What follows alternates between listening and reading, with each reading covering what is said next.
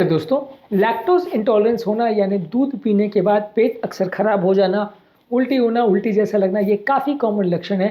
आज हम बात करेंगे इस तरह की बीमारी यदि किसी व्यक्ति को, तो क्या क्या चीज़ें वो कर सकता है, क्या क्या उसके पास ऑप्शंस है लैक्टोज इंटॉलरेंस की प्रॉब्लम को कम करने के लिए या मैनेज करने के लिए।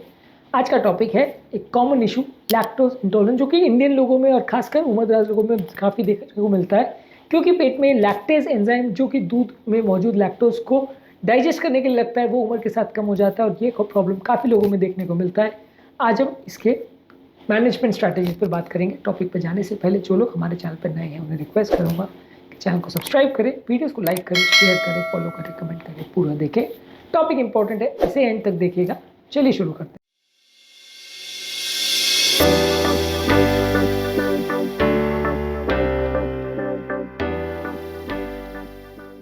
सबसे पहले आप कोशिश ये करिए कि दूध या डेयरी प्रोडक्ट्स जो भी आपको इंटॉलरेंस करते हैं वो आप लीजिए मत। कुछ लोग की टॉलरेंस अलग होती है, कुछ लोग की टॉलरेंस थोड़ी अच्छी होती है, कुछ लोग थोड़ा बहुत अमाउंट लैक्टोज का टॉलरेट कर पाते हैं, कुछ लोग बिल्कुल ही नहीं कर पाते। तो जितना आप कर सकते हो उसके हिसाब से आप लीजिए, उसको एक्सीड मत करिए।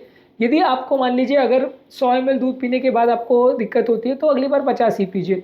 मान लीजिए किसी व्यक्ति की टॉलरेंस अच्छी है, उसको 300 ml दूध पीने के से ज़्यादा पीने के बाद अगर तकलीफ होती है तो वो उससे कम पिए, यानी अपनी क्वांटिटी को रिस्ट्रिक्ट कर लीजिए ताकि उतना ज़्यादा लैक्टोज ओवरलोड नहीं हो बॉडी के सिस्टम में, तो आपको प्रॉब्लम ना हो। थोड़ा थोड़ा करके अगर पिएंगे या बॉडी को एक्सपोज करेंगे तो जो बॉडी के अंदर मौजूद लैक्टेज एंजाइम है वो थोड़ा बहुत काम करके अपना काम चला लेगा और उसको ओवरऑल प्रॉब्लम नहीं होगी। एक्सेसिव लैक्टोज का जब ओवरलोड अगर बॉडी में होगा और बॉडी उसको डाइजेस्ट नहीं कर पाएगी तब ज़्यादा प्रॉब्लम होने की आशंका है। इसके अलावा एक एलिमिनेशन डाइट रखिए 2 हफ्ते के लिए, जिसमें आप 2 हफ्ते के बाद धीरे धीरे करके डेयरी प्रोडक्ट्स को रीइंट्रोड्यूस करिए और देखिए कि आप क्या हैंडल कर सकते हैं।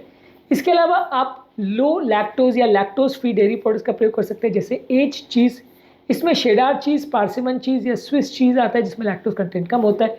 ग्रीक योगर्ट में प्रोबायोटिक कंटेंट होने की वजह से दही कंपेरेटिवली बेटर टॉलरेट होता है। इसमें खासकर ग्रीक योगर्ट तरह का वेरिएंट है, वो और ज़्यादा अच्छा टॉलरेट होता है, पर ओवरऑल दही बेटर है लैक्टोज इंटॉलरेंट पेशेंट के लिए। इसके अलावा लैक्टोज फ्री मिल्क में ऊपर से लैक्टेज एंजाइम डाला जाता है, तो ये भी ज़्यादा बेटर टॉलरेट होता है।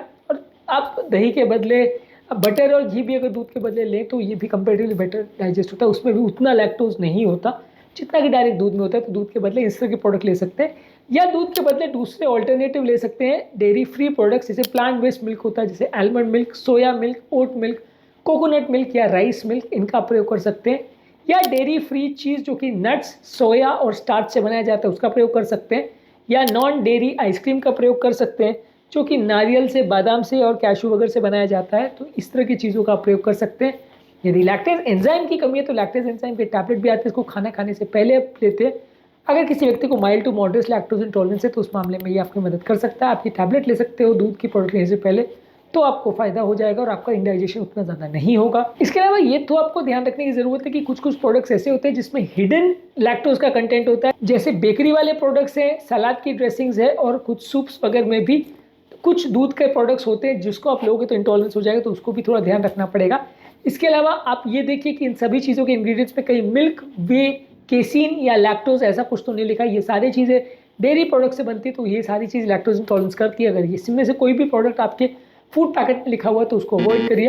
इसके अलावा डाइजेस्टिव सिम्टम्स अगर आपको हो रहे हैं लैक्टोज से तो उसको अवॉइड करने के लिए पानी ज़्यादा मात्रा में पीजिए, फाइबर वाले खाद्य पदार्थ ज़्यादा लीजिए। तो अगर आपको ब्लोटिंग का प्रॉब्लम ज़्यादा हो रहा है तो फाइबर रिच फूड प्रोडक्ट्स को ज़्यादा लीजिए, फ्रूट्स, वेजिटेबल्स और होल ग्रेन्स को ज़्यादा लीजिए। और अगर पेट का जो नेचुरल बैक्टीरियल फ्लोरा है उसमें अगर कुछ प्रॉब्लम है तो प्रोबायोटिक रिच प्रोडक्ट्स जैसे दही, सोरक्रॉट, किमची, ये सारी चीज़ें ले सकते हैं। या नॉन डेयरी का भी दही आता है जिसमें दूध का कंटेंट नहीं होता, वैसा भी आप प्रयोग कर सकते हो। वो आपकी पेट की नेचुरल बैक्टीरिया को इंप्रूव करेगा, इससे भी आपका डाइजेशन इंप्रूव होगा और लैक्टोज इंटॉलरेंस के सिम्टम्स में फ़ायदा मिलेगा।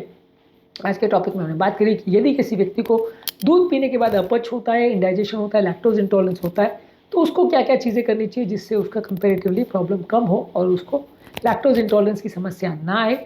उम्मीद करूँगा कि आज के टॉपिक में कुछ नई बातें जानने को मिली होगी। जो लोग हमारे चैनल पर नए हैं उन्हें रिक्वेस्ट करूँगा चैनल को सब्सक्राइब करें, वीडियोज़ को लाइक करें, शेयर करें, फॉलो करें, कमेंट करें।